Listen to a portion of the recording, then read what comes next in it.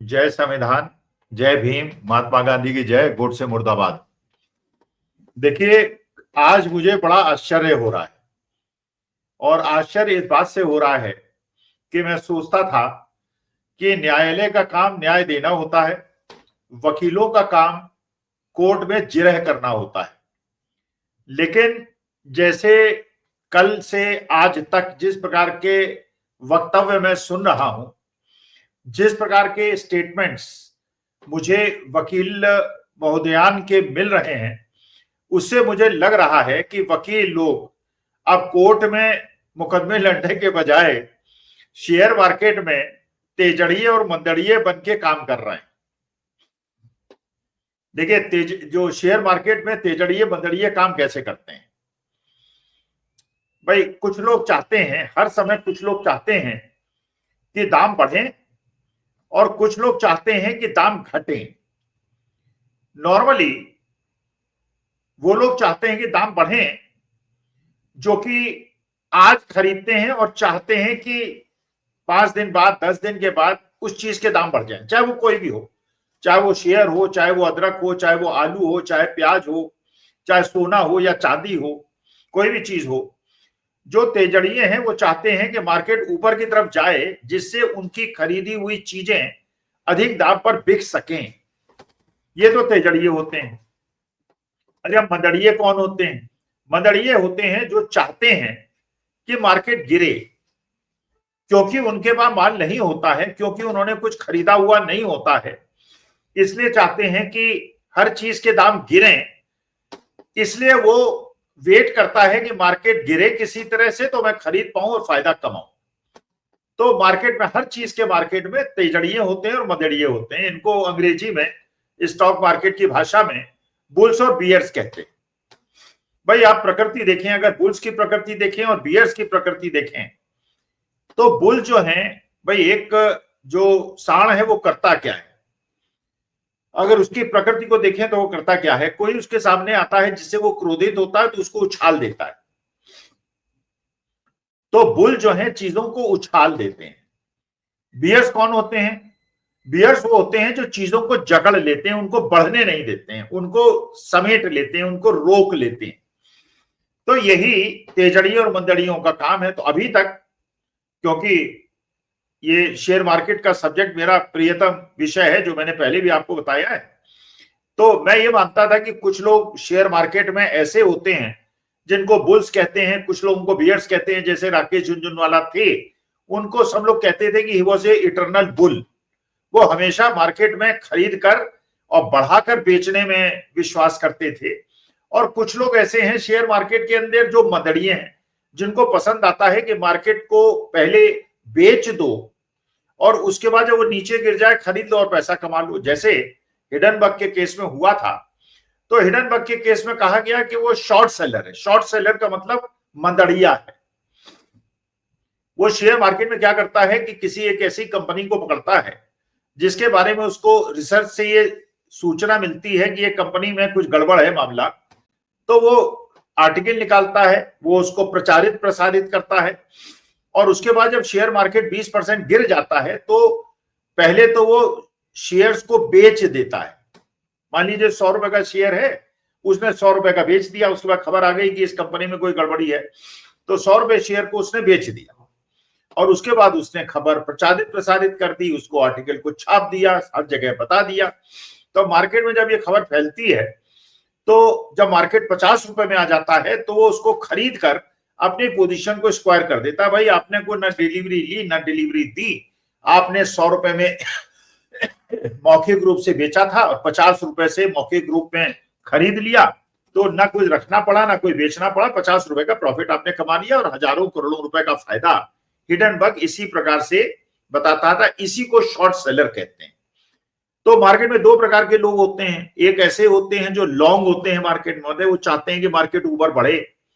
कुछ लोग मार्केट में शॉर्ट होते हैं जो मदड़िए होते हैं, वो चाहते हैं कि मार्केट गिरे। तो ये कशमकश जो है शेयर मार्केट में हमेशा चलती रहती है। कुछ लोग चाहते हैं मार्केट बढ़े, कुछ लोग चाहते हैं मार्केट घटे। तो इसीलिए एक शेयर मार्केट का सिद्धांत है, क्योंकि बात आ गई है तो मैं बता दूं कि अगर कोई बहुत बड़ा विश्लेषक ये कहे कि साहब आप शेयर खरीद लीजिए, खरीद लीजिए, खरीद लीजिए, तो ये मान के चलिए कि वो चाहता है, उसके पास शेयर हैं और वो चाहता है कि शेयर बढ़े, जिससे वो शेयर बढ़े और जब बढ़ जाए तो उसको बेच के पैसा कमा ले। ये नॉर्मली एक फिलॉसफी है। और जिसके पास शेयर नहीं है लेकिन वो जानता है कि शेयर बढ़ने चाहिए, तो वो क्या करता है कि मंदड़ियों की कॉल देता है। वो कहता है कि शेयर गिर जाएगा, गिर जाएगा, गिर जाएगा। तो जब शेयर गिर जाता है तो वो खरीद लेता है, और जब दाम जब वो मार्केट गिर जाता है पहले बेच देता है मंदड़िया, और जब मार्केट गिर जाता है तो खरीद के पैसा कमा लेता है। ये खेल बुल्स और बियर्स का हमेशा चलता रहता है। और इसीलिए मैंने पहले निवेदन किया था, 3 दिन से मैं निवेदन कर रहा हूं कि बुल ट्रैप में भी नहीं पड़ना चाहिए और बियर ट्रैप में भी पड़ना नहीं चाहिए, क्योंकि बुल्स भी ट्रैप बिछाते हैं और बियर्स भी ट्रैप बिछाते हैं। पहले ही मैं बता चुका हूं, मैं सेबी रजिस्टर्ड ब्रोकर नहीं हूं, तो मेरी बात को take with a pinch of salt. ये बिल्कुल मैं अपनी रिसर्च और एज ए टीचर जो मैंने एनालिसिस किया वो बताता हूं। उसके बाद अपने फाइनेंशियल एडवाइजर से या बाकी लोगों से बात करके अपने निर्णय लीजिएगा। मैं कोई टिप नहीं दे रहा हूं, मैं कोई रिकमेंडेशन नहीं दे रहा हूं। तो अभी तक तो हमने ये देखा था कि शेयर बाजार के अंदर तेजड़िए होते हैं, मदड़िए होते हैं, बुल्स होते हैं, बियर्स होते हैं, कुछ लोग होते हैं लॉन्ग होते हैं, कुछ लोग शॉर्ट होते हैं। ये सारी बातें तो मैंने सुनी थी, बल्कि एक बड़ी हास्यास्पद स्थिति हुई। ये सिद्धांत जो मैंने अभी आपको बताया है, कुछ लोगों को ये सिद्धांत पसंद आया, उन्हें ये चीज का पता था। तो एक ऐसी कॉन्फ्रेंस चल रही थी जिसमें बड़े बड़े शेयर मार्केट के एक्सपर्ट आए। मैं उनका मजाक नहीं बना रहा हूं, मैं केवल अपनी बात कह रहा हूं। तो बड़े बड़े शेयर मार्केट के एक्सपर्ट आए हुए थे, मंच पे बैठे हुए थे, नीचे निवेशक लोग बैठे हुए थे। तो सबने अपना अपना प्रवचन दिया, सबने अपने अपने बारे में बताया, ज्ञान बताया, ये खरीद लो, वो बेच दो, ये सेक्टर खरीद लो, वो सेक्टर बेच दो। तो उसके बाद एक उन्होंने कहा कि निवेशकों से कि अगर आप लोगों का कोई प्रश्न है तो पूछिए। तो एक निवेशक ने अपना हाथ उठाया, उसने कहा कि साहब ये बताइए कि आपकी वजह से, जो आप बड़े यहाँ प्रतिष्ठित ब्रोकर्स और एक्सपर्ट्स बैठे हुए हैं, आपकी वजह से मैंने बड़ा पैसा कमाया। तो विशेषज्ञों को बड़ी खुशी हुई। उन्होंने कहा चलो ठीक है भाई, हमारी बढ़ाई हो रही है, मेरी वजह से इन्होंने पैसा कमाया। उन्होंने कहा ये बताओ कैसे पैसा कमाया। तो निवेशक ने कहा कि साहब मैंने ऐसे पैसा कमाया कि जब आपने कहा कि शेयर खरीद लो तो मैंने उस शेयर को बेच दिया, और जब आपने कहा कि शेयर को बेच दो तो मैंने शेयर को खरीद लिया, और मैंने करोड़ों रुपए चक्कर में कमाया। क्योंकि आप लोगों का कितना ज्ञान है, जब मार्केट गिर जाता है तो उसके बाद आप कहते हैं कि इस वजह से गिरा, पहले नहीं बताते, बाद में बताते हैं। और जब मार्केट चढ़ जाता है तो पता होता आपको कुछ नहीं है, केवल अपना ज्ञान बघार के आप चले जाते हैं। जैसे हमारे सेफोलॉजिस्ट महोदय हैं, वह बहुत सारे सेफोलॉजिस्ट हैं, एग्जिट पोल करने वाले हैं। अब मैं भी उनका मजाक नहीं बना रहा हूं, कोई कंटेंट नोटिस की जरूरत नहीं है। मैं तो केवल ये बता रहा हूं कि उनकी विशेषज्ञता देखिए, और ये पत्रकारों की भी विशेषज्ञता देखिए, और यूट्यूबर्स की और गोदी मीडिया की भी वो देखिए, कितने एक्सपर्ट्स हैं वो एक्सपर्ट जो हरियाणा चुनाव में, छत्तीसगढ़ चुनाव में, महाराष्ट्र चुनाव में, चुनाव के पहले और एग्जिट पोल के बाद भी ये कह रहे थे कि कांग्रेस जीत रही है। जब ईवीएम के, चुनाव आयोग की जिसकी भी कृपा से कांग्रेस चुनाव हार गई, तो अब वो जस्टिफाई कर रहे हैं और बता रहे हैं कि वो क्यों हारी। अरे अगर आपको ये बात पता थी कि हारने की संभावना इस वजह से है, तो आपको चुनाव के पहले एग्जिट पोल के बाद बताना चाहिए था। वो तो आपने बताया नहीं, लेकिन जब रिजल्ट आ गया तो अब आपने फेस सेविंग के लिए अब अपने एक्सप्लेनेशन दे रहे हैं।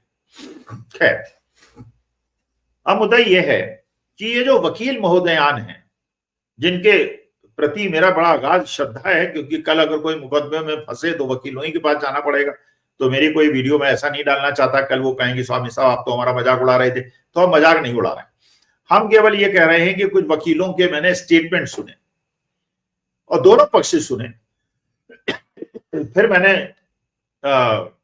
सुप्रिया श्रीनेत की भी प्रेस कॉन्फ्रेंस सुनी, कांग्रेस के लोगों की भी प्रेस कॉन्फ्रेंस सुनी, फिर मैंने टाइम्स ऑफ इंडिया में भी इंफॉर्मेशन देखी। तो मैंने दोनों पक्ष देखे। तो मुझे ऐसा लगता है कि क्या ये वकील लोग, जिनका काम अदालत में जाके जिरह करना होता है, अब ये भी शेयर बाजार के अंदर मदड़िए और तेजड़िए का काम करने लगे, और वहां पे भी करोड़ों, हजारों करोड़ के हेर फेर और उतार चढ़ाव में कुछ पूंजीपतियों को लाखों करोड़ों का फायदा या नुकसान कराने पे उतारू हो गए। क्या they have also entered the field of brokers. क्योंकि देखिए, पहले ही आपको पता है कि जिस दिन ये सूचना प्राप्त हुई कि अडानी जी की कंपनी में अडानी जी को और उनके भतीजे साहब को, सागर अडानी जी को इंडिक्ट किया गया है और 6 और लोगों को किया गया है, टोटल 8 लोगों को किया गया है।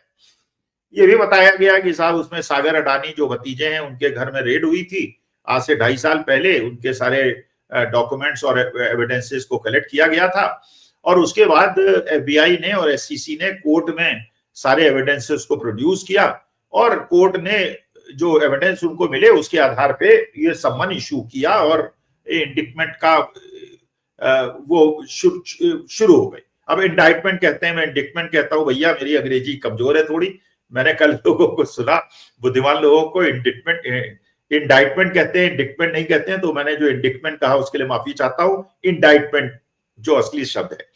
खैर, उसके बाद ये हुआ कि साहब, अच्छा, हिंदुस्तान में और अमेरिका में थोड़ा सिस्टम डिफरेंट।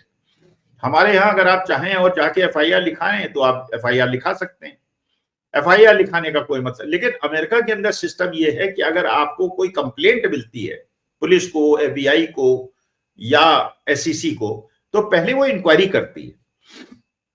इंक्वायरी के लिए वो डॉक्यूमेंट्स को कलेक्ट करती है, वो सर्कमस्टेंशियल और डॉक्यूमेंटल एविडेंसेस को कलेक्ट करती है और जब सारे डॉक्यूमेंट और सर्कमस्टेंशियल एविडेंस उसके बाद आ जाते हैं तो उसको कोर्ट में पेश करती है। कोर्ट उन एविडेंसेस को देखता है और तब ये एस्टेब्लिश करता है कि ये केस फर्जी है या असली है और उसके बाद वो ये सारी सम्मन की प्रक्रिया और ये नोटिस जारी करना और पेश होने के लिए कहना, ये सब चीजें कोर्ट अमेरिका की तब करती है, हमारे जैसा नहीं। हमारे में तो आप अरविंद केजरीवाल को बंद कर दीजिए और मनीष सिसोदिया को बंद कर दीजिए, देशमुख को बंद कर दीजिए, हेमंत सोरेन को बंद कर दीजिए और वो 6-7 महीने, 10 महीने, 12 महीने जेल में रहेंगे और उसके बाद वो छूट जाएंगे। लेकिन जिसको चाहो अंदर कर दो, जिसको चाहे बाहर कर दो ट्रायल के नाम पर, लेकिन वहां पे जब तक सब्सटेंशियल प्रूफ नहीं होगा तब तक कोर्ट कोई कार्रवाई नहीं करेगी। ऐसा अमेरिका का सिस्टम। चलिए, अब सवाल यह है कि शेयर मार्केट पहले 3 दिन अडानी के शेयर बुरी तरह से गिरे, करीब 25% गिरे। हम लोगों ने भी अपनी विवेचना की। अच्छा, केवल हम ही लोगों ने हवा में कोई विवेचना नहीं की। उसके बाद 3 रेटिंग एजेंसीज हैं, वर्ल्ड की सबसे बड़ी रेटिंग एजेंसीज हैं। रेटिंग एजेंसी क्या होती है मैंने कल के वीडियो में आपको एक्सप्लेन किया। चाहे फिच हो, चाहे एसएनपी हो, चाहे मूडी हो, ये 3 इंटरनेशनल रेटिंग एजेंसीज हैं जो कंपनियों के बारे में, उनकी क्षमता के बारे में रिसर्च करती हैं, कैश फ्लोज के बारे में बताती हैं और निवेशकों को बताती हैं कि इन्वेस्ट करें ना करें, ये जोखिम तो नहीं है, ये सब बताती हैं। उन तीनों ने अडानी की कंपनी को डाउनग्रेड कर दिया। तो ये तो मानी बात है कि उन्होंने कैश फ्लो देखे होंगे, उन्होंने सब कुछ देखा होगा, तभी अडानी की कंपनी को डाउनग्रेड किया होगा। इसके बाद जो टोटल गैस है फ्रांस की, जो पार्टनर है अडानी टोटल अडानी गैस में, वो उसने भी अपने को कह दिया कि हम सब अडानी को कोई प्रोजेक्ट फाइनेंस या फर्दर असिस्टेंस नहीं देंगे जब तक कि यूएसए कोर्ट उन्हें बाइज्जत बरी नहीं करेगा। तो इसका मतलब यह है कि सबने रिसर्च करके ये पाया कि अडानी जी की कंपनियों में कुछ मामला गड़बड़ है। खैर, 3 दिन तक तो शेयर मार्केट बुरी तरह से गिरा। उसके बाद अचानक एक बहुत बड़े वकील साहब प्रकट हुए और उन्होंने एक स्टेटमेंट दे मारा। उन्होंने दिया कि this is my personal opinion, I am not acting as a lawyer in this particular case and the lawyers in America will appear and tell as to what is the real situation. लेकिन उन्हें दिव्य ज्ञान प्राप्त हुआ और उन्होंने statement दे मारा कि वहां पे जो नाम है उसमें गौतम अडानी और सागर अडानी का नाम नहीं है। लेकिन पूरी रिपोर्ट का उन्होंने रेफरेंस नहीं दिया। जो पहले वहां पे जो करप्शन का मामला जो है उसके हिसाब से वहां के जो अमेरिकन सिटीजन्स हैं और अमेरिकन सिटीजन्स के साथ धोखाधड़ी का जो मामला है वो अमेरिकन सिटीजन्स को ही नोटिस इशू हो सकता है। तो उसमें गौतम अडानी, सागर अडानी नहीं होते हैं। लेकिन पूरे जो सम्मन इशू हुआ है और पूरी चार्जशीट है बेसिकली, उसमें गौतम अडानी का नाम भी है और सागर अडानी का नाम भी है। लेकिन वकील साहब ने एक प्रकार से शेयर मार्केट को अडानी के बढ़ाने के लिए इस शेयर मार्केट में भी प्रवेश कर लिया। अभी तक तो वकालत करते थे, अब उन्होंने एज ए तेजड़िया और एज ए बुल भी शेयर मार्केट को उछालने का काम किया। अच्छा, उसके बाद हुआ भी यही। लगातार 2 दिन शेयर मार्केट अडानी के बढ़ने शुरू हो गए। जो 25% गिर चुके थे वो 15% बढ़ गए। तो इस गिराव में और इस चढ़ाव में करीब करीब लाखों करोड़ों रुपए का खेल हो गया। अब ये लाखों करोड़ों का खेल हुआ या ये कराया गया, ये स्टेटमेंट दिलाया गया कि I am not appearing, I am not talking as a lawyer, I am only giving my personal opinion. अरे personal opinion, who asked for a personal opinion and you are not a expert of share market. So अच्छा, उसके बाद जो दूसरी तरफ के वकील थे और दूसरी तरफ सुचेता, ये अपना सुप्रिया श्रीनेत ने जाके प्रेस कॉन्फ्रेंस की, उन्होंने बताया कि वकील साहब ने तो आधी अधूरी जानकारी दी है। पूरी चार्जशीट में तो गौतम अडानी और सागर अडानी का नाम 2500 जगह है, और अडानी गैस ने, टोटल गैस ने भी अपने को वापस ले लिया है, सारी की सारी इंटरनेशनल कंपनीज ने भी डाउनग्रेड कर दिया। तो दोनों तरफ से तेजड़ियों और मंदड़ियों का खेल होने लगा। तो जिन लोगों का काम था राजनीति करना, या जिनका काम था वकालत करना और जज के सामने जाके अपने को पेश करना और वहां पे जिरह करना, वो लोग शेयर मार्केट में भी तेजड़िए और मंदड़िए का काम कर रहे हैं। और इस दिन में 5 दिन के अंदर आप ये मान के चलिए लाखों करोड़ों रुपए का खेल हो गया है। और इस लाखों करोड़ों रुपए में बड़े बड़े लोगों ने भीषण पैसा बनाया होगा। तो मैंने पहले भी निवेदन किया था, फिर निवेदन कर रहा हूं, सिविल एस्टेट ब्रोकर नहीं हूं। मेरा निवेदन केवल छोटे निवेशकों से है कि महाराज ये हाथियों का खेल है, ये बुल्स एंड बियर्स का खेल है, इसमें कृपा करके बहुत ज्यादा जोखिम मत उठाइए, वरना आप बर्बाद हो जाएंगे, बहुत सारे ब्रोकर्स बर्बाद हो जाएंगे। क्योंकि जो भी पक्ष में बोल रहा है, जो विपक्ष में बोल रहा है, वो दोनों जो है उनकी बात छोड़िए। लेकिन ये बात बिल्कुल सही है कि अमेरिकन कोर्ट्स ने एसईसी और एफबीआई की गहन जांच के बाद, 2.5 साल के बाद, सारे एविडेंसेस को प्राप्त करने के बाद अडानी की कंपनियों के अधिकारियों को जो नोटिस इशू किया है, उसमें गौतम अडानी और इनका नाम उन जगहों पर नहीं है डायरेक्ट, लेकिन पूरी चार्जशीट में 2500 जगह है। और दूसरी बात यह है कि अगर हिंदुस्तान के अंदर पावर रेट अधिक फिक्स करने के लिए घूस दी गई है 2300 करोड़ रुपए की, और अगर गौतम अडानी और सागर अडानी वहां के कोर्ट में जाके कहते हैं कि साहब हमने नहीं दी है, हमारा इसमें कोई रोल नहीं है, हमारे एम्प्लॉइज ने दी हैं, तो ये मानी बात है, ये सर्कमस्टेंशियल एविडेंस है कि कोई भी कंपनी का अधिकारी जिसकी तनख्वाह ही 50-60 लाख रुपए हो, वो 2200-2300 की करोड़ की घूस अपनी जिम्मेदारी में क्यों देगा। इसका मतलब यह है कि हमने अमेरिकन शेयर होल्डर से जो पैसा उठाने के लिए हिंदुस्तान में जो हेराफेरी की थी, वो पूरी की पूरी बड़े बड़े जो निदेशक थे और मैनेजिंग डायरेक्टर और चेयरमैन थे, उनके इशारे पे हुई थी। तो हमारे यहाँ जैसे धारा 120 भी होती है जिसमें संलिप्तता जाहिर होती है, तो जब वो छोटे अधिकारी कोर्ट में सम्मन किए जाएंगे तो वो जाके बताएंगे साहब मेरी तो इतनी तनख्वाह भी नहीं है, इतना पैसा तो मेरे बैंक अकाउंट में भी नहीं है, मैंने अपने केवल मालिकों के कहने के आधार पे ये सारा जिम्मेदारी की थी, जिसको सागर अडानी के गैजेट्स में पकड़ा गया। तो मुझे ऐसा लगता है कि छोटे निवेशक इस लफड़े में न पड़े, बड़े खिलाड़ियों को खेलने दे। एलआईसी ने पता नहीं कैसे कितने पैसे गंवाए होंगे और बनाए होंगे, लेकिन अगर आप लालच में या डर के इसके अंदर पड़े तो परेशानी होगी। एज ए टीचर मेरा जिम्मेदारी थी, मैंने आपको बता दिया। लेकिन मुझे ऐसा लगता है, मेरा व्यक्तिगत विचार, एक वकील न होने के बावजूद ये विचार है कि गौतम अडानी जी और सागर अडानी जी इस मामले में बहुत बुरी तरह से फंस गए हैं और उनके प्रोजेक्ट्स के कंप्लीट होने, और मेरे को ऐसा लगता है कि भारत सरकार के हित में है, मोदी जी के हित में है, सेबी और स्टॉक एक्सचेंजेस के हित में है, गहन जांच करे और अडानी जी को अगर वो दोषी हैं तो दंड दे, और नहीं दोषी हैं तो जल्दी से जल्दी पूरे विश्व को ये बताए कि बिना बात गौतम अडानी जी पे इतने आक्रमण हो रहे हैं और वो पाक दामन साफ है। लेकिन चीज को लटकाना और जेपीसी न बनाना और जांच न कराना, ये राष्ट्र हित में भी नहीं है और देश की अर्थव्यवस्था के हित में भी नहीं है, और हमारे देश के निवेशकों के और हमारी देश की कंपनियों के हित में भी नहीं है। नमस्कार, धन्यवाद और प्रणाम।